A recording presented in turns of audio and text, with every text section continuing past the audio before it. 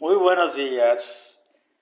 Doy gracias al Señor porque nos permite volvernos a encontrar en estos estudios maravillosos, que son muy importantes ya que vivimos momentos bastante confusos, difíciles. Las cosas no van para mejorar, sino que van empeorando debido a que el hombre de hoy, los cristianos de hoy, también puedo decir, no se han preocupado por entender los planes del Señor acerca de la salvación. Y están hablando de un evangelio bastante confuso, bastante apóstata, porque entendemos el plan de salvación de otra manera. Pero bueno, ese es mi trabajo, presentarles a ustedes algo maravilloso. Y uno de los temas más fascinantes que me gusta hablar es acerca del santuario o el templo de Dios en el cielo. Porque decir la escritura que el santuario es su camino hacia la salvación, es el plan de Dios, el plan del Eterno que le dio al pueblo de Israel para que se lo enseñaran a los pueblos gentiles, pero ellos fallaron. Y debido a eso, desde el siglo III de la era cristiana, los cristianos confundieron completamente el plan de salvación y lo idearon o lo idealizaron de otra manera. Entonces yo quiero ayudarle a ustedes a entender acerca del tema maravilloso del templo del celestial, el templo de Dios donde está Jesús intercediendo por nosotros y por el mundo, por el globo terráqueo. Entonces vamos a hablar sobre eso, que es una de las doctrinas más descuidadas del cristianismo y que hasta hoy se les hace difícil entenderlo y lo aplican como que eso fue relegado nada más a Israel, que eso era el antiguo pacto. Bueno, hablaremos de eso, es muy importante. ¿Alguna vez has considerado que los eventos que marcan el fin del mundo se sincronizan con servicios especiales en el templo celestial del Eterno? El fin de este mundo no es una secuencia aleatoria de calamidades causadas por el hombre. Por el contrario, la Biblia declara que el Eterno controla estratégicamente los acontecimientos que condicionarán al fin del mundo. Y es Isaías 45, versículos 7 al 12. Los libros Apocalipsis, Daniel y Apocalipsis describen una progresión muy clara y ordenada de mandatos divinos que se originan en el templo del cielo. Los ángeles enviados a la tierra implementan las órdenes que culminan en la completa y ardiente destrucción de la tierra. Por lo tanto, comprender el proceso que pronto concluirá en el templo del cielo debe ser de suma importancia para quienes esperan y velan por la salvación del Todopoderoso. De todos los conceptos enseñados en la Biblia, el templo del Todopoderoso es el más profundo, intrincado, sublime y hermoso. Uno de los temas bíblicos, como ninguna otra cosa puede hacerlo. Sin embargo, hoy en día la mayoría de los cristianos nunca han considerado este tema, ni han disfrutado de las vastas ideas que revela sobre los caminos del Eterno. Sin duda, este fue el tema que capturó el corazón y la mente de Jesús, un niño de 12 años, hace muchos años mientras estaba en el templo de Jerusalén. Lucas 2, versículo 43 al 47. Su comprensión de los servicios del templo era tan completa que asombró a los sacerdotes que servían allí. La ley de vinculación del cielo y la tierra. Existe una correlación directa entre los acontecimientos en el cielo y los acontecimientos en la tierra. Todo evento se escribe en profecía apocalíptica. El concepto es simple. Dado que la raza humana no puede ver el templo celestial, el Padre ha vinculado los eventos en el cielo con los eventos en la tierra para que su pueblo pueda conocer sus movimientos oportunos en el cielo. Este principio se resume en el acrónimo Ley de vinculación del cielo y la tierra. Este es un acrónimo que debería ser fácil de recordar. Por ejemplo, cuando cada uno de las 7 trompetas suena en el cielo, ocurre un evento correspondiente en la tierra. El mismo principio se aplica a las 7 copas, las plagas. Cuando los ángeles reciben cada uno de los siete copas en el templo del cielo, ocurre un evento correspondiente en la tierra. Este sincronismo nos ayudará a determinar nuestra posición cronológica dentro del plan estratégico del Eterno. Simplemente observando los eventos terrenales, en los próximos días una gran cantidad de lluvias meteóricas de granizo ardiente provocarán miles de incendios forestales en todo el mundo. Cuando veamos esto, sabremos que la primera trompeta ha sonado en el cielo. Apocalipsis 8:7. Acontecimientos en el cielo y acontecimientos en la tierra. La Biblia demuestra claramente que los acontecimientos terrenales están relacionados con los acontecimientos celestiales. Note esto. Mientras pensaba en los cuernos, y aquí delante de mí otro cuerno pequeño que subió entre ellos, y 3 de los primeros cuernos fueron arrancados delante de él. Este cuerno tenía ojos como ojos de hombre y una voz que hablaba con astancia mientras miraba. Se colocaron tronos y el anciano de los días tomó asiento. Su ropa era blanca como la nieve, los cabellos de su cabeza eran blancos como lana. Su trono ardía en fuego y todas sus ruedas estaban en llamas. Un río de fuego fluía saliendo delante de él. Miles y miles lo asistieron. 10,000 veces, 10,000 se presentaron ante él. Se sentó el tribunal y se abrieron los libros. Mientras miraba, este cuerno hacía guerra contra los santos y los vencía, hasta que vino el anciano de los días y pronunció juicio a favor de los santos del Altísimo, y llegó el tiempo en que poseyeron el reino. Él, el cuerno, hablarán contra el Altísimo y oprimirán a sus santos y tratarán de cambiar los tiempos establecidos y las leyes. Los santos les serán entregados por un tiempo, tiempos y medio tiempo. Daniel 7, versículo 8 al 10, versículo 21, versículo 22, versículo 25.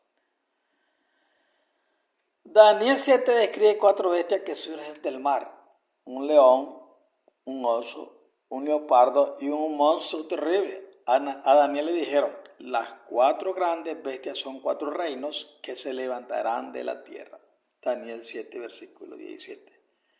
El león representa el antiguo reino de Babilonia, el oso representa el reino que siguió, que fue Medo-Persia, el leopardo representa el imperio tercermundista de Grecia y el terrible monstruo representa a Roma, que es la 4ª bestia. Según esta profecía, el imperio homogéneo de Roma eventualmente se dividiría en 10 reinos más pequeños, los 10 cuernos de Daniel 7:24. Luego, un nuevo cuerno pequeño al principio surgiría y se volvería poderoso, arrancando de raíz 3 de los 10 cuernos originales. Daniel predijo que este último cuerno ganaría dominio sobre los 7 cuernos restantes. Además, este mismo cuerno pequeño haría guerra contra los santos por un tiempo, tiempos y medio tiempo. Esta y otras especificaciones solo pueden enseñar una organización que surgió de la antigua Roma. Esa organización era conocida como la Iglesia Cristiana Romana y hoy se llama Iglesia Católica Romana. Según Daniel 7:21, el cuerno pequeño haría guerra contra los santos hasta que el anciano de días tomara asiento y pronunciara sentencia a favor de los santos.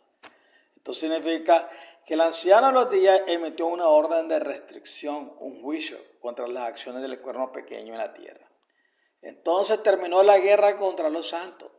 Esta secuencia de eventos ayuda a demostrar la importancia de la ley de vinculación cielo y tierra, dado que ningún ser humano puede observar cómo se desarrolla esa escena del tribunal celestial. Debemos estar atentos a los eventos predichos en la tierra para saber dónde estamos en el orden de los eventos del cielo. Veamos qué sucedió en la tierra, qué consiguió con esta escena del tribunal celestial. En febrero de 1798, Napoleón envió a su general Berthier Waller a la ciudad del Vaticano y tomó prisionero al Papa. La acción oficial de Napoleón rompió el dominio de la Iglesia romana. Los registros históricos pueden citar varias razones humanas para el triunfo de Napoleón sobre la Iglesia de Roma, pero la caída del papado no fue una cuestión de destreza humana. El Eterno permitió que la Iglesia romana tuviera su autoridad durante 1260 años y en el momento adecuado ese poder fue removido. La capacidad de Napoleón para infligir una herida mortal al papado provino de en lo alto. Por lo tanto, debido a que existe un vínculo definido entre los eventos en el cielo y los eventos en la tierra, sabemos que el Padre tomó asiento y pronunció juicio a favor de los santos en 1798. El templo de Dios. El término el templo de Dios generalmente se refiere a la morada o trono del Eterno. El rey David indicó que el trono del Eterno está en su templo. El Señor está en su santo templo. El Señor está en su trono celestial. Él observa a los hijos de los hombres. Sus ojos examinan. Salmo 11:4. David también dice: nubes y espesa oscuridad lo rodean. La justicia y el derecho son el fundamento de su trono. Salmo 97:2. Isaías también vio el trono del Eterno en su templo. En el año en que murió el rey Uzías, vi al Señor sentado sobre un trono alto y sublime, y la orla de su manto llenaba el templo. Isaías 6:1. Es interesante notar que el trono de Dios es móvil. Ezequiel tuvo 4 seres vivientes transportando el trono. Vea Ezequiel 1:10. Daniel vio una gran escena del tribunal en el cielo en que los tronos estaban dispuestos en un orden especial. El anciano de los días, el Padre, vino y tomó asiento para supervisar un evento especial. Daniel 7:9-10. Este punto ilustra que el templo del Eterno no es un edificio por sí. Pues, ¿qué rebelión puede contener al Todopoderoso? El templo de Dios podía considerarse un campamento en lugar de un edificio ubicado en una sola calle. La Biblia describe la ausencia de una dirección del templo en la tierra hecha nueva. No vi templo en la ciudad, Nueva Jerusalén, porque el Señor Todopoderoso y el Cordero son su templo. Apocalipsis 21:22. Sin duda, Juan consideró extraño que no hubiera un templo en la Nueva Jerusalén, porque en su época el templo terrenal y su actividad eran en el lugar del judaísmo, tanto geográfica como intelectualmente. La ausencia de un templo celestial a lo largo de la eternidad indica que aunque el propósito de la escena de la corte celestial descrita en Daniel 7:9 es muy importante, es temporal. Sin embargo, el trono de Dios permanece para siempre. Recuerda, el templo del Eterno no es un edificio, es un sitio temporal que Él establece mediante su presencia. Considere esto. El tabernáculo terrenal que Moisés construyó no pretendía ser una descripción física de cómo es el cielo o el trono del Eterno. En cambio, el tabernáculo terrenal de Moisés revela los problemas y procesos que Dios aborda para la redención del hombre. Vínculo entre los templos. Note el vínculo entre el tabernáculo terrenal y el templo celestial en Hebreos 8:15. El punto de lo que estamos diciendo es este: tenemos tal sumo sacerdote que se sentó a la diestra del trono de la majestad en el cielo y que sirve en el santuario, el verdadero tabernáculo levantado por el Señor, no por el hombre. Todo sumo sacerdote está designado para ofrecer ofrenda y sacrificio, por lo que era necesario que éste también tuviera algo que ofrecer. Si estuviera en la tierra no sería sacerdote, porque ya hay hombres que ofrecen los dones prescritos por la ley, sirven en un santuario que es copia y sombra de lo que hay en el cielo. Por eso se le advirtió a Moisés cuando estaba a punto de construir el tabernáculo: mira que hagas todo según el modelo que se te mostró en la montaña. Estos 5 versículos confirman que primero, el santuario terrenal que Moisés construyó era una copia o sombra de lo que ocurre en el cielo. 2. Jesús sirve en el verdadero real tabernáculo en el cielo. Y 3. Se le advirtió a Moisés que siguiera cuidadosamente el modelo que el Eterno le dio. El santuario terrenal iba a ser una importante herramienta de enseñanza, revelando los paralelos entre la copia, el templo terrenal, y lo verdadero, el templo celestial. Este texto describe la relación entre los dos templos, porque no entró Cristo en un santuario hecho por el hombre, que era solo una copia del verdadero, entró en el cielo mismo para aparecer ahora por nosotros en la presencia del Eterno. Hebreos 9:24. El propósito esencial de un paralelo entre los templos terrenales y celestiales es revelar las cuestiones relacionadas con la ley, el pecado, la pena y la gracia, así como el proceso ordenado del Eterno para redimir al hombre. En 1798 el Eterno convocó una sesión especial de la corte en el cielo para tratar de la salvación del hombre, y varios servicios del tabernáculo terrenal apuntan a esta corte especial. este entorno judicial especial y este segmento del plan de salvación que se está implementando ahí son ambos temporales. Recuerde también, el plan de la salvación tiene un punto de inicio en el tiempo y un punto de finalización en el tiempo. Aunque el Eterno preparó el plan antes de que se crearan las criaturas, el plan solo es efectivo durante la existencia del pecado y este plan será estudiado y revisado durante toda la eternidad. ¿Qué dice Juan sobre el templo del cielo? Por razones que van más allá del alcance de este estudio, el profeta Juan se adelantó en el tiempo para ver el campamento tal como aparecía alrededor de 1798, Apocalipsis. Juan vio la brillante gloria del trono de Dios y vio los mismos 4 seres vivientes que Ezequiel lo hizo. Juan, al igual que Daniel, vio miradas de ángeles reunidos alrededor del trono del Eterno. Juan, sin embargo, menciona que vio a 24 ancianos, cada uno sentado en un trono dispuesto alrededor del trono del Eterno. Juan también menciona varios muebles del templo. Esto es muy importante porque las descripciones del tabernáculo terrestre incluyen muebles similares. Si entendemos la función de los muebles terrenales, deberíamos ser capaces de aprender el propósito de los muebles celestiales. Juan vio 7 candeleros, 8:3, Apocalipsis 1:2 al 20. Vio el altar del incienso, Apocalipsis 8:3, Éxodo 36. El altar del holocausto, Apocalipsis 6:9, Éxodo 21:12. Y el arca de la alianza, Apocalipsis 11:19. Juan no menciona directamente la mesa de la presencia, el plan de la proposición ni el lavabo. Aunque hay muchas similitudes, también hay diferencias importantes entre los tabernáculos terrenales y celestiales. No existe un paralelo directo para todos los aspectos. Por ejemplo, habitualmente se colocaba sangre animal en los cuernos de los altares terrenales. Obviamente esto no ocurre en el cielo. Las fiestas anuales asociadas con los servicios del tabernáculo terrenal nunca se han celebrado en el cielo. Más bien, las fiestas anuales y los sacrificios de animales que las acompañan revelan ciertos elementos sobre el proceso del Eterno para salvar al hombre. Obviamente, la escala y estructura del templo terrenal es diferente del templo celestial, ya que el tabernáculo terrenal en el desierto era una pequeña estructura de tienda de campaña de solo 18 por 55 pies de largo. Moisés no construyó un tabernáculo semejante del templo del cielo, más bien Moisés siguió el modelo que le fue dado y la construcción resultante refleja los detalles del modelo que se le mostró a Moisés. Éxodo 25:9. El tabernáculo terrenal era un dispositivo de enseñanza temporal, una sombra de la realidad. Al contrario de lo que mucha gente cree, el templo terrenal y sus servicios no tuvieron eficacia ni entonces ni ahora. Los sacrificios de animales y o los rituales que los acompañan no pueden proporcionar expiación por el pecado. Hebreos 10:4.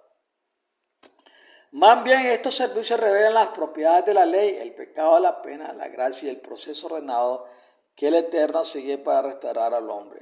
El sistema ceremonial de leyes que el Eterno le dio a Moisés apuntaba hacia los problemas que el Eterno tiene que resolver. La presencia del pecado en el universo del Eterno le presentó 3 problemas. Estos problemas se resolverán a satisfacción de todas las criaturas, aunque el proceso lleve miles de años. Primero, el Eterno debe mostrar la justicia de su gobierno a todos sus criaturas. No es suficiente que el Eterno declare justo su gobierno. Debe demostrar que es justo. Esta es una de las razones por las que el Eterno permitió que Lucifer y sus ángeles vivieran después de su expulsión del cielo. En segundo lugar, el Eterno debe demostrar que es un todopoderoso de amor y que realmente ofrece a cada una de sus criaturas el poder de elegir. Debemos demostrar que no manipula a sus criaturas mediante la omnipotencia o la omnisciencia. Por último, el Todopoderoso tiene que revelar el proceso legal justo que determina que algunas criaturas serán eternamente destruidas y otras criaturas restauradas, y se le concederá vida eterna. Estas 3 cuestiones se resolverán cuando el pecado sea eliminado del universo del Eterno. Práctico e informativo. La función del tabernáculo terrenal constaba en 3 niveles de funcionamiento. Primero estaba la administración de algunos de los aspectos prácticos del tabernáculo, que incluían el sustento de los ministros, los levitas. Los levitas no solo comían gran parte de la carne asada como sacrificio, sino que también recibían el producto de la ofrenda que la gente hacía al Señor. Además, recibían salario de las aportaciones de oro y plata. Según el tabernáculo, era el centro de la economía de Israel. Cuestiones como la salud pública y la gobernanza civil y social se centraban todas en el tabernáculo, originalmente bajo el liderazgo directo del Eterno. Israel iba a ser una iglesia-estado, pero el Eterno modificó ese plan cuando lo rechazaron como su rey. 1 Samuel 8:7.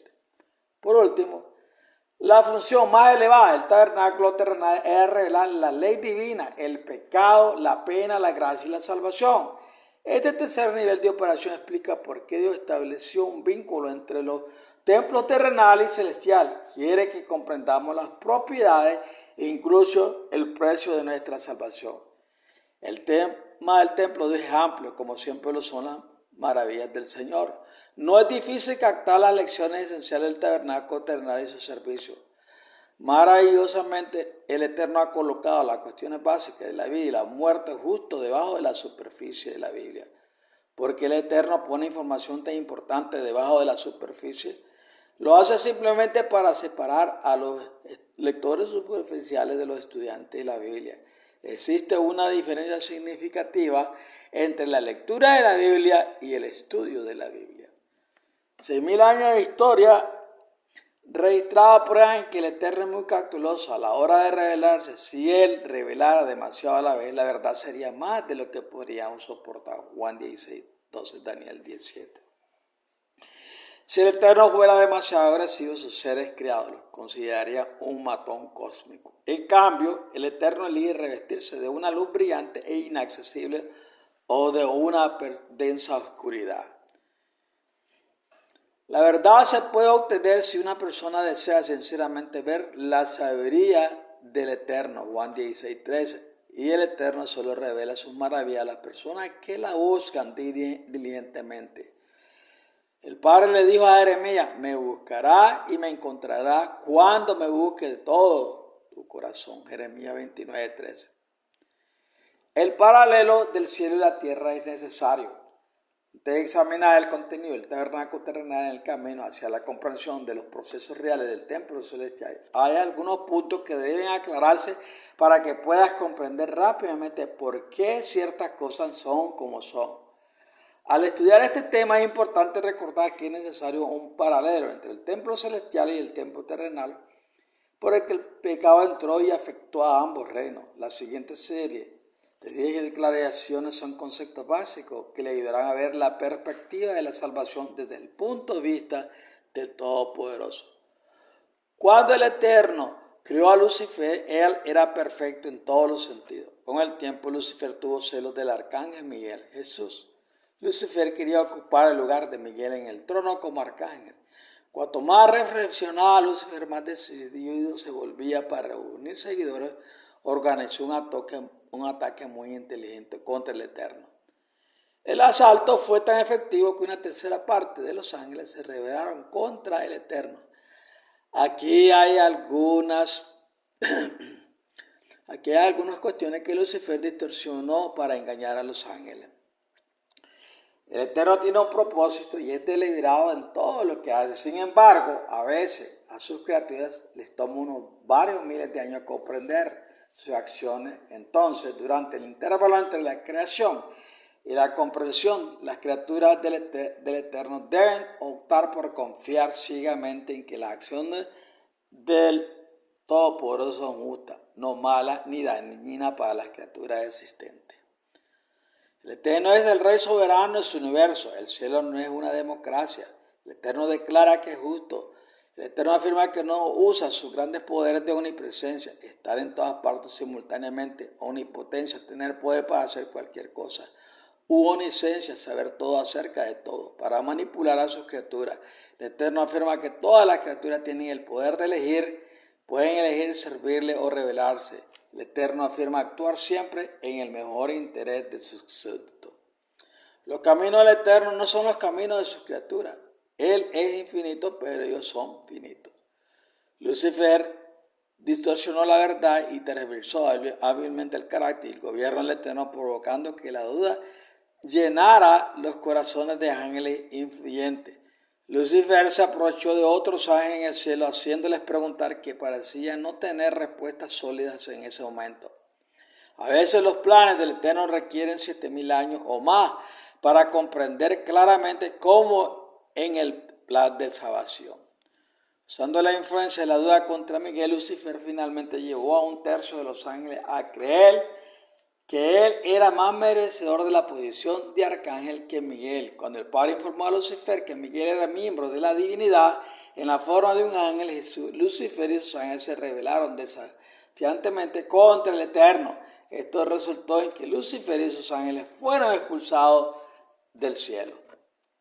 El Eterno conoció las acciones de Lucifer incluso antes de que Lucifer fuera creado, conociendo de antemano el surgimiento del pecado y las acusaciones que Lucifer haría contra su carácter y principio que gobierna el universo.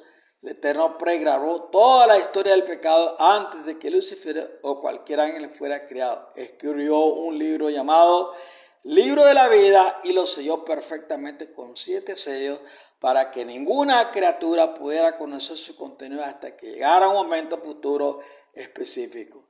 Entonces Jesús creó la tierra, les dio a Adán y a Eva acceso al árbol de la vida que los mantendría vivos indefinitivamente. Podían permanecer en el jardín mientras creyeran y obedecieran al Eterno. Génesis 3, 22, 24. Jesús los puso bajo la obligación de la ley en su primer día de vida. Jesús les ordenó que no comieran del árbol del conocimiento del bien y del mal o moriría. Génesis 2, 16 al 17. Lucifer entró al jardín y mintió sobre el mandato del Eterno. Eva creyó la mentira del diablo y lo siguió en su rebelión contra el Todopoderoso.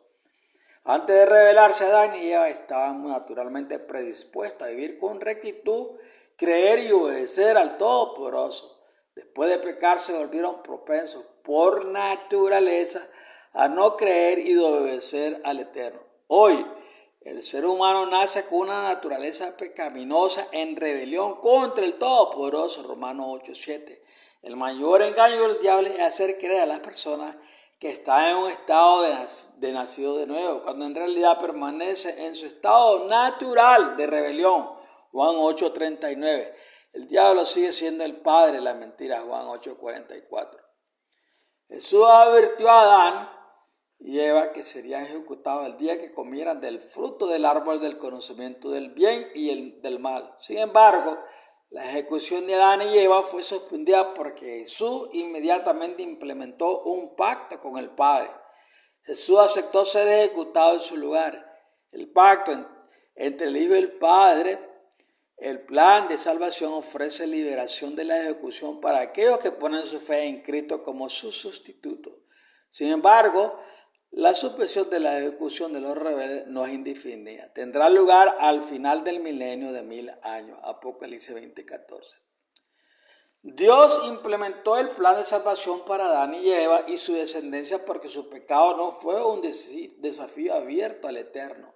Cuando Lucifer engañó a Eva, el amor de Adán por Eva resultó ser más fuerte que su amor por su hacedor, lo que provocó su desobediencia voluntaria.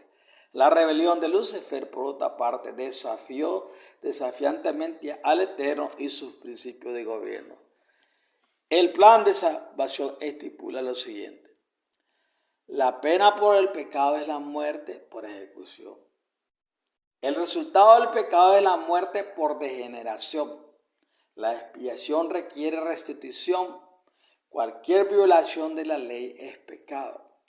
La ejecución de un pecador puede transferirse a un sustituto perfecto siempre que el culpable se someta a una vida de fe en el sustituto perfecto. La esencia de vivir por fe en Cristo es una actitud de hacer la voluntad de Él. Esto significa que unas personas están dispuestas a ir, ser y hacer todo lo que el Eterno requiere. Las acciones de cada criatura están registradas con precisión en los libros de hechos en el cielo.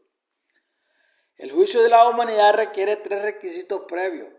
Primero, el juez debe ser digno de juzgar al hombre. Segundo, el sustituto del hombre debe ser perfecto. De lo contrario, el sustituto será condenado por sus propios pecados. Tercero, el hombre es salvo en función de si se sometió o no a la autoridad de Cristo en la fe. El carácter de Dios debe ser completamente exonerado de cualquier rasgo egoísta o malvado.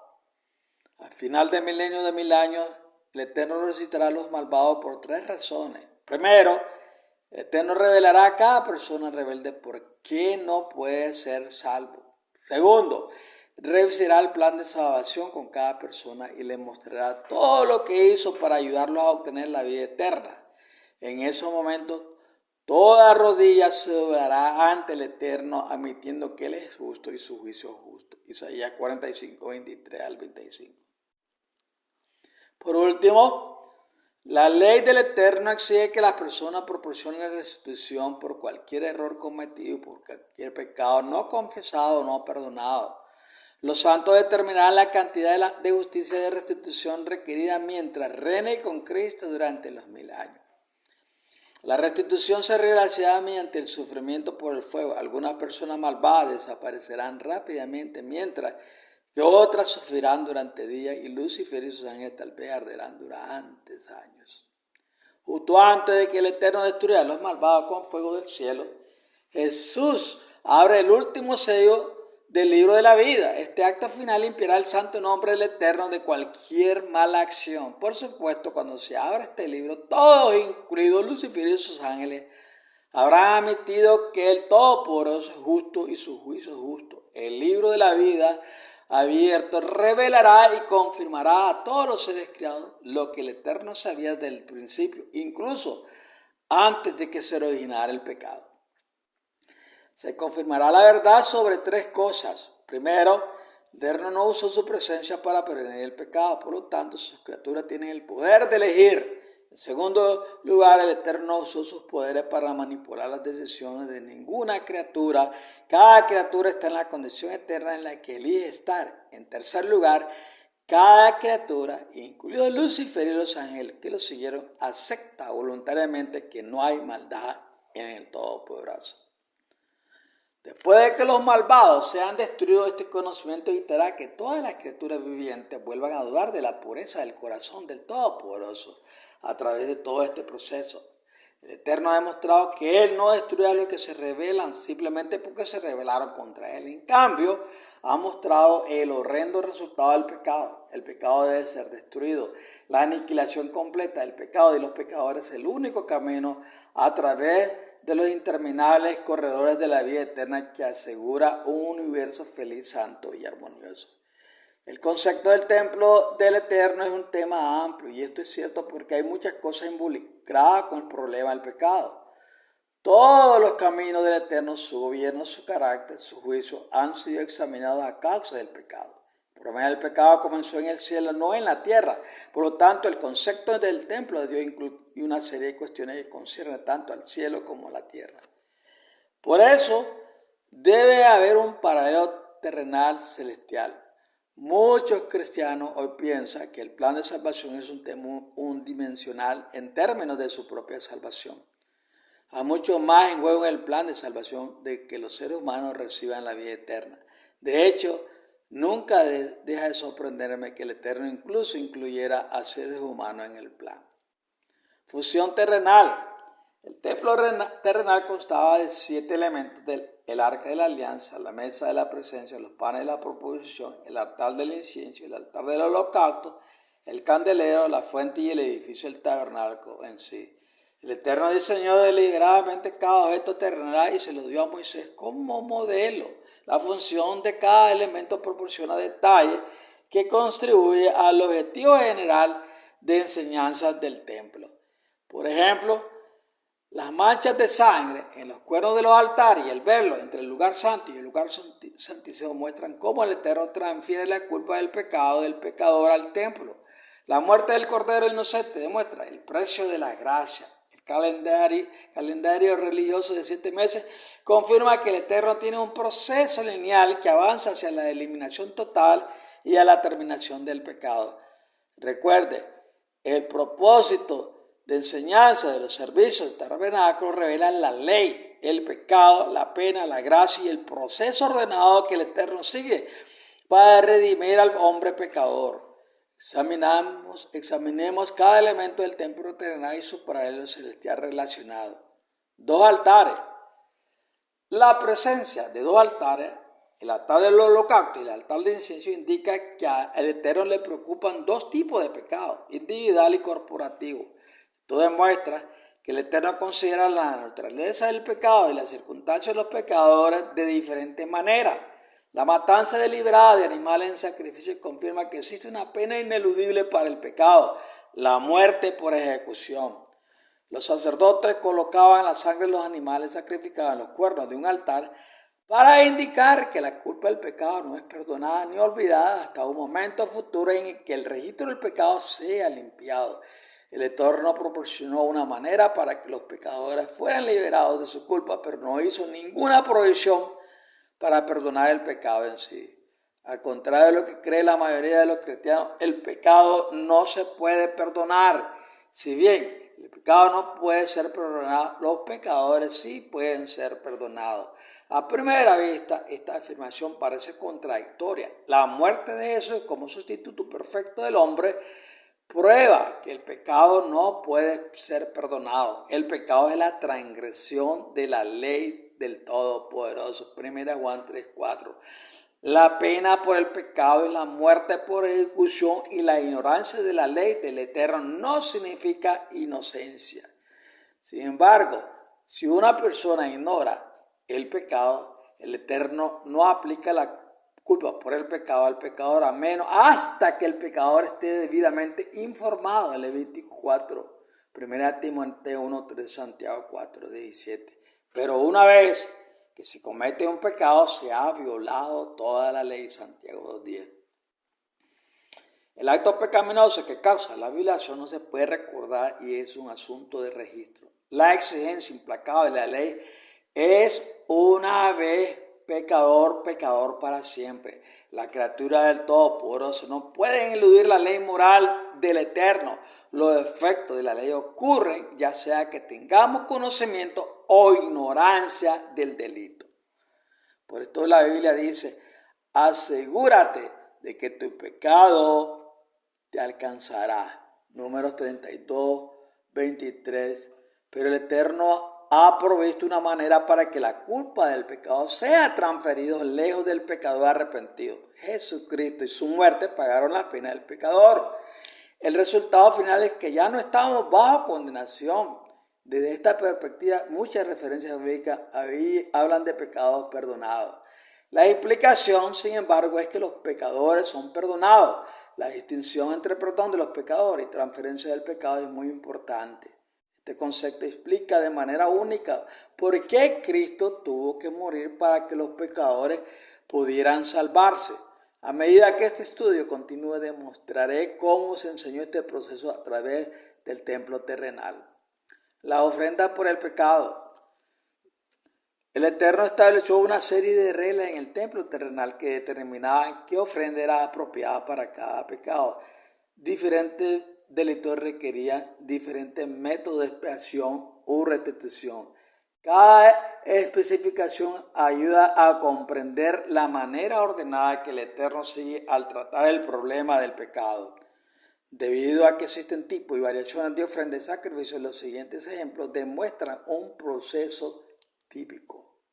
Recuerde que aunque el tema del templo es amplio y abarcador, el enfoque sigue siendo el mismo: la revelación de la ley, el pecado, la pena, la gracia y el proceso ordenado que el Eterno sigue para salvar a la humanidad o a los hombres que le aceptan. Tengan en cuenta los 2 puntos siguientes. El registro bíblico de los servicios del templo terrenal no está completo. Sin embargo, puede estar seguro de que el Eterno ha preservado los detalles esenciales necesarios para nuestra generación. Esto también es válido respecto del ministerio de Jesús. Juan 21, 25. En segundo lugar, la gran cantidad de leyes y ofrendas inicialmente resulta abrumadora para cualquier estudiante de la Biblia. La Biblia incluye todo lo esencial y por lo que recomendamos que estudie detenidamente los libros de Éxodo, Levítico y Números. La ofrenda por el pecado trataba de dos clases de pecado: personal, el pecado intencional, y el pecado no intencional. Observe lo que dice la ley sobre el pecado involuntario. Si un miembro de la comunidad peca involuntariamente y hace lo que está prohibido en cualquiera de los mandamientos del Señor, es culpable. Cuando se dé cuenta del pecado cometido, deberá traer como ofrenda por el pecado cometido una cabra sin defecto. Pondrá su mano sobre la cabeza de la ofrenda por el pecado y lo degollará en el lugar del holocausto. Luego el sacerdote tomará un poco de sangre con su dedo y lo pondrá sobre los cuernos del altar del holocausto y derramará el resto de la sangre al pie del altar. Levítico 4:27 al 30. Si un hombre se enteraba de que había cometido un pecado involuntario, él o el jefe de la casa tenía que presentarse en el altar del holocausto del santuario terrenal con el sacrificio requerido. Si no podía permitirse el lujo de producir el animal requerido, los artículos de menor valor, como aves o incluso harina, eran aceptables para el Señor. Levítico 5:7. El sacerdote, siempre presente y listo para servir, recibió el sustituto del pecador. El sacerdote examinó la ofrenda muy de cerca. Estaba más preocupado por el sacrificio que por el pecador. La ofrenda tenía que ser perfecta, sin defecto ni mancha. Siga este proceso. Un hombre bajo la obligación de la ley, sin querer violar la ley, comete pecado. Más tarde se entera de su culpa y se convence que debe hacer expiación, o la ira, pena de la ley caerá sobre su propia cabeza. Abdías 1:15. Él cree en la palabra de Dios que dice que la pena por el pecado es la muerte mediante ejecución. Está triste por su pecado, después de todo no fue intencional. El pecado obtiene un animal perfecto y lo lleva al lugar señalado. Levítico 17:4. Pone su mano sobre la cabeza de su sustituto y confiesa su pecado al Eterno. Levítico 1:4. Luego él personalmente mata al sustituto cortando la vena yugular. Levíticos 1:5. El sacerdote capturó un poco de la sangre roja y brillante y roció un poco sobre las cuatro cuernos del altar. En otras ocasiones el sacerdote rociaba sangre a los lados del altar. Éxodo 29:16. De esta manera la culpa del pecado era transferida de pecador al macho cabrío o cordero mediante la imposición de mano.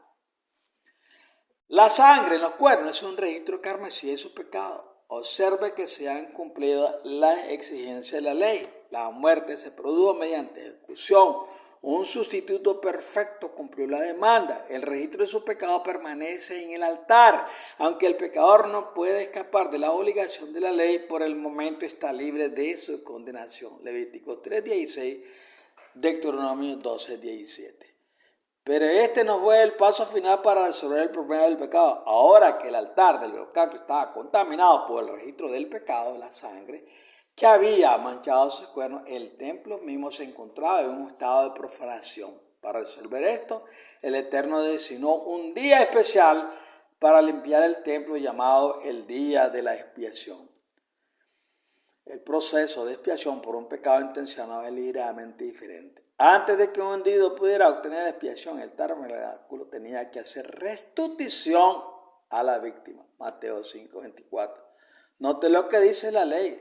Di a los israelitas: cuando un hombre o una mujer hace daño a otro en cualquier forma y así es infiel al Señor, esa persona es culpable y debe confesar el pecado que ha cometido. Debe hacer completa restitución por su daño, añadirle una quinta parte y dárselo todo a la persona a la que ha hecho daño. Pero si esa persona no tiene un pariente cercano a quien se le puede hacer restitución por el mal, la restitución pertenece al Señor y debe entregarse al sacerdote junto con el carnero con el que se hace expiación por él. Número 5:68. Pena y restitución. Hasta ahora, este estudio del tabernáculo terrenal ha revelado que el Eterno ve los pecados de los individuos desde dos perspectivas: intencional y no intencional. Obviamente una persona no puede continuar cometiendo el mismo pecado intencional y aún así poder cumplir con la exigencia de la ley. Por eso Pablo escribió, si seguimos pecando deliberadamente después de haber recibido el conocimiento de la verdad, no queda ningún sacrificio por los pecados. Hebreos 10:25. Además, el Eterno no ve el pecado intencional de la misma manera que el pecado desafiante, aunque el castigo sigue siendo el mismo. Note, pero cualquiera que peca desafiantemente, ya sea nativo o extranjero, blasfema contra el Señor y esa persona debe ser eliminada de su pueblo. Números 15:30. El término exclusión significaba que una persona sería desterrada del campamento y no tendría herencia. En el desierto, el destierro significaba quedar privado de todo medio de supervivencia. Entonces, ¿qué es el pecado desafiante? Según Webster, desafío significa rechazar abierta y audazmente la autoridad o las afirmaciones de otros. El Eterno dice que no hay otro todopoderoso fuera de él mismo. Isaías 45:5. El todopoderoso es rey, el dueño amo del hombre, y él naturalmente interpretaría el desafío como un acto de insubordinación. Por lo tanto, le dijo a Moisés, cualquiera que ofrezca sacrificio a otro dios pequeño que no sea el Señor será destruido. Éxodo 22:20. Los pecados desafiantes no pueden ser expiados y son imperdonables. 1 Samuel 3:14, Mateo 12:31. La ley de Dios define un proceso de paso para resolver un pecado cometido. La culpa de pecar contra el Eterno se expía en el tabernáculo, pero la culpa de pecar contra un hombre se expía haciendo restitución. El Señor requirió que primero se hiciera restitución a la víctima, luego el pecador podía proceder a hacer expiación por el pecado cometido contra el Eterno en el tabernáculo. El monto de la restitución varió, en caso menos la restitución era del 20%, ver número 568. En otro caso, el monto de la restitución podría llegar hasta el 500%, véase Éxodo 22. Cuando Zaqueo se convirtió en un creyente en Cristo, nacido de nuevo, dio el 50% de su riqueza a los pobres y luego devolvió el 400 a cualquiera a quien había hecho daño. Lucas 19:8. El asunto de la restitución es muy importante en el gobierno del Todopoderoso. De hecho, el tabernáculo terrenal enseña que en un momento determinado el Todopoderoso exigirá que el ofensor pague cada acto injusto cometido contra la víctima. Así que aquellos predadores que han hecho tanto mal a la humanidad tienen un día preparado para pasar ejecución en el lago de fuego. Usted va a pagar porque usted necesita balancear el libro y así hay justa retribución y justicia. En el caso de lesiones personales, observe el siguiente decreto. Pero si hay lesión grave, tomará vida por vida, ojo por ojo, diente por diente, mano por mano, pie por pie, quemadura por quemadura, herida por herida, hematoma por hematoma. No les gusta a los cristianos que les testemos este texto, porque ellos deben mucho a restitución. Se han ofendido uno a otro y algunos son deudores. Algunos le han prestado dinero a otras personas y nunca se lo han pagado. Usted tiene que pagar. Si usted quiere obtener el pecado, perdón de los pecados, restituya lo que usted se ha robado, restituya lo que usted ha pedido prestado y no lo paga, restituya las ofensas que usted ha hecho. De esa manera va a encontrar el perdón del Señor. Leamos Éxodo 21, 23 al 25, Levítico 24, 19 al 21, Deuteronomio 19, 18 al 21. La idea básica de la ley punitiva es el equilibrio. En otras palabras, si alguien maliciosamente con previsión daña a otra persona, la ley exige una restitución completa antes de que esa persona pueda hacer expiación ante el Eterno. En caso de lesiones personales, el infractor debe experimentar el dolor que él o ella infligió intencionalmente. Para retardar el crecimiento del pecado, el Eterno puso al hombre bajo la operación de la regla de oro. La regla dice, si te hará a ti como lo hace intencionalmente con tus víctimas, interés y multa. Cuando Jesús estuvo en la tierra, los judíos habían tergiversado la intención corporativa de la regla de oro. la utilizaron como justificación legal para vengarse a personas, especialmente contra su odiado enemigo, los romanos. Jesús lo reprendió por no entender la intención corporativa de la ley cuando dijo: habéis oído que se dijo ojo por ojo y diente por diente, pero yo os digo, no resistáis al malvado. Si alguien te golpea en la mejilla derecha, preséntale también la otra. Mateo 5, 38, 39. Jesús estaba afirmando una verdad importante, que la venganza pertenece al Eterno. Si el hombre no logra asegurar la justicia de Cristo para cumplir la ley, el Eterno se asegurará en el momento señalado de que todos reciban el pago completo, más intereses y multa. No os venguéis, amigos míos, sino dejad lugar a la ira del Eterno, porque escrito está: mía es la venganza, yo pagaré, dice el Señor. Romanos 12, 19. Este versículo debería ser especialmente significativo para las personas que han sido víctimas de una dolorosa injusticia. El Eterno se asegurará de que se restablezca el equilibrio legal antes de crear un nuevo cielo y una nueva tierra. Resumen: ofrenda por el pecado. Es posible que muchas personas ya entiendan cómo los servicios ceremoniales en el altar del holocausto señalaban la muerte del Cordero de Dios. Sin embargo, para las personas que están arando nuevos terrenos, aquí hay un repaso de los 7 puntos esenciales relacionados con el altar del holocausto que deben recordar. 1. El altar del holocausto servía para las necesidades de las personas. 2. El sacerdote colocaba el registro del pecado, la sangre en los cuernos del altar. Hasta que se limpió el altar, el templo permaneció en estado de profanación. 3. El animal sacrificado tenía que ser perfecto. 4. El pecador mató a su animal de sacrificio después de confesar su pecado. 5. La sangre de los sacrificios se vertía en un recipiente al pie del altar. 6. El pecado, ya sea intencional o no intencional, requiere expiación. Si una persona cometió un mal contra otra, tenía que hacer la sustitución antes de poder presentar una expiación ante el Señor. Por eso le digo a aquellos que tienen deudas y problemas con su hermano o con la economía del país: primero hagan eso, restituyan, paguen todo lo que deben, y pueden encontrar pecado mientras ustedes están arando un terreno que no es fértil. Sus pecados no han sido perdonados. 7. El pecado desafiante no puede ser perdonado o expiado. ¿Se da cuenta? Muchas cosas importantes que necesitan saber los cristianos hoy en día, que no se les ha enseñado. Siguen siendo los mismos como llegaron. Hacen cosas que no son indebidas y siguen creyendo que sus pecados son perdonados. Cuidado. Y es hora que usted reflexione y despierte. El altar del incienso. El altar dorado del incienso estaba ubicado en el primer salón del templo, el lugar santo. Al igual que el altar del holocausto, este altar tenía 4 cuernos, uno en cada esquina del altar. Había una diferencia significativa entre estos altares. En el altar del holocausto, los sacerdotes tenían la responsabilidad de mantener encendidas los fuegos las 24 horas del día. Levítico 6, 12 a 13.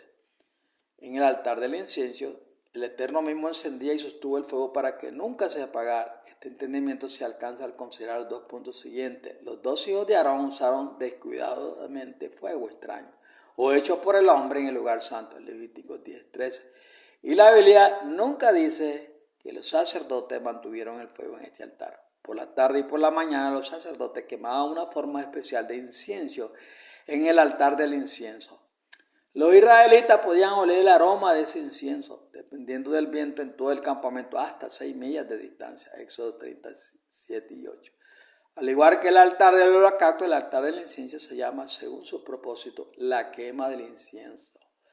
El Eterno dijo a los israelitas que no duplicaran ni quemaran este incienso especial para ningún otro propósito. La única vez que se debía utilizar este incienso era en el altar del incienso. Éxodo 30, versículos 34 al 38.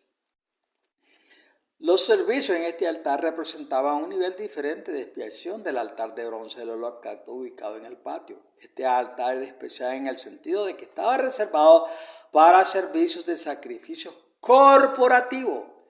Sumo sacerdote oficiaba servicios vespertinos y matutinos en este altar que beneficiaban a toda la comunidad.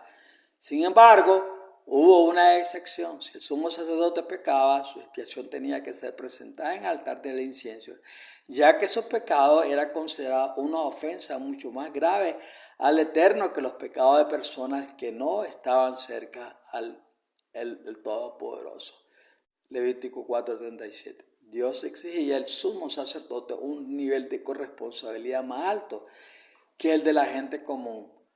Para apreciar el significado de una representación corporativa en este altar, observe este texto. Si toda la comunidad israelita peca sin querer y hace lo que está prohibido en cualquiera de los mandamientos del Señor, aunque la comunidad no esté consciente del asunto, son culpables. Cuando se den cuenta del pecado que cometieron, la asamblea traerá un novillo como ofrenda por el pecado y lo presentarán delante de la tienda del encuentro. Los ancianos de la comunidad pondrán sus manos sobre la cabeza del novillo delante de Jehová y el toro será degollado delante de Jehová. Luego el sacerdote ungido llevará un poco de la sangre del toro al tabernáculo de reunión. Mojará su dedo en la sangre y la rociará delante de Jehová 7 veces. Delante de la cortina untará de la sangre los cuernos del altar que están delante del Señor en la tienda de reunión. El resto de la sangre lo derramará al pie del altar del holocausto a la entrada de la tienda del encuentro. Levítico 4, versículo 13 al 18. Note dos elementos con respecto al sacrificio corporativo. Primero, era posible que toda la comunidad pecara contra el Eterno sin querer. Una vez más, la ignorancia no significa inocencia. Cuando la comunidad se dio cuenta de su pecado ignorante, el Eterno requirió expiación para toda la comunidad. El pecado nunca se perdona, sino que se transfiere. Segundo, la sangre del toro sacrificial. El registro del pecado fue rociada 7 veces en el frente del velo o cortina que separaba el lugar santísimo del lugar santo. Esto significa que como comunidad Israel había violado la ley cuyas tablas estaban en el arca. Para proporcionar expiación temporal a la comunidad, el sacerdote rociaba la sangre tan cerca del propiciatorio o la presencia del Eterno. Como un ser pecador podía acercarse un día que no fuera el día de la expiación, luego se untaba sangre sobre las 4 cuernas del altar. Levítico 4, 7 y versículo 18. También debemos considerar la ronda continua o perpetua de ofrenda vespertina y matutina. El sacrificio corporativo nos da un patrón para el proceso de las ofrendas continuas, ya que ambas ofrendas fueron por el pecado involuntario cometido en el campamento. El Eterno exigía que se sacrificara un cordero perfecto de un año cada tarde al atardecer y cada mañana justo después de amanecer. Después de que el sacerdote mataba el cordero en el altar del holocausto, llevaba un poco de su sangre al altar del incienso y lo aplicaba a los cuernos del altar. Luego el sumo sacerdote colocó una cucharada del incienso especial sobre la brasa del altar y la fragancia fluyó generosamente desde el templo. Además de la sangre y el incienso, los sacerdotes presentaban pequeñas porciones de harina de trigo o cebada, aceite y vino ante el Señor como ofrenda. Éxodo 29, 40. Versículo 41, capítulo 30, versículo 9. Los servicios en este altar fueron para el beneficio de toda la comunidad. Esta contrasta marcadamente con el altar del holocausto que operaba para el beneficio de los individuos. ¿Por qué Israel necesitaba un servicio comunitario ofrecido en el altar del incienso todas las tardes y todas las mañanas? El campamento de Israel necesitaba una expiación continua, día y noche, para poder morar en la presencia del Todopoderoso. En otras palabras, esta expiación, las 24 horas del día, significaba que si un individuo pecaba, el sacrificio comunitario expía por él hasta que pudiera llevar su sacrificio personal al altar del holocausto. La transferencia diaria de sangre al altar del incienso permitió a los israelitas habitar en la presencia del Todopoderoso sin ser destruidos. Éxodo 25, Hechos. Entienda que un pecador no puede acercarse al Todopoderoso y vivir sin expiación. Número 8:19. Bueno, hemos concluido esta primera parte de este estudio. Yo sé que muchos de ustedes están un poquito confundidos porque les habla de restitución, sí. Ningún cristiano que dice haber nacido de nuevo y que sus pecados han sido expiados puede llevar deudas y no pagarlas. Puede hacer el mal y no pagar, hacer restitución. Muchas cosas, pleitos, ira, contienda que se ejecuta entre uno y otro hermano, usted tiene que tener restitución. Antes que venga al altar, antes que venga la presencia divina del Señor, usted tiene que restituir. Sin embargo, si usted no lo hace, no restituye, no importa cuántos millones de pecados a veces venga delante de la presencia del Señor, usted no ha nacido nuevo, usted no tiene una experiencia personal con el Creador. Entonces, sus intenciones, crean que son buenas, no ayudan para nada para que usted siga siendo un pecador perdonado y justificado delante de la presencia del Eterno. El sacrificio justo de Cristo es suficiente, grande. Él lo que nos manda es a obedecer. Las leyes fueron establecidas no por Él, no por mí. Por eso es que yo creo que la ley moral es vigente en estos días, y el que desprecia la ley del Señor y no hace restitución por sus pecados, esa palabra los paga. Entonces, no puede seguir en un acto de perdón. Así que yo le recomiendo, hermano, que si usted tiene algunas cosas, problemas que ha tenido en la vida, restituya. Bueno, que el Señor me lo guarde y me lo bendiga, y una vez más, y usted siga siempre haciendo lo que el Señor le manda que haga. Que la oración mía llegue al trono del Señor para que usted sienta en el corazón hacer las cosas como deben de hacer y tener un principio maravilloso de lo que es el perdón. Así que el Señor me lo guarde, me lo bendiga y me lo bendiga grandemente, le restituya su salud, su fortaleza, le dé bendiciones grandes a su familia. Bye. Les amo en Cristo Jesús y espero que este consejo les haya ayudado mucho. Seguiremos en otro video la segunda parte.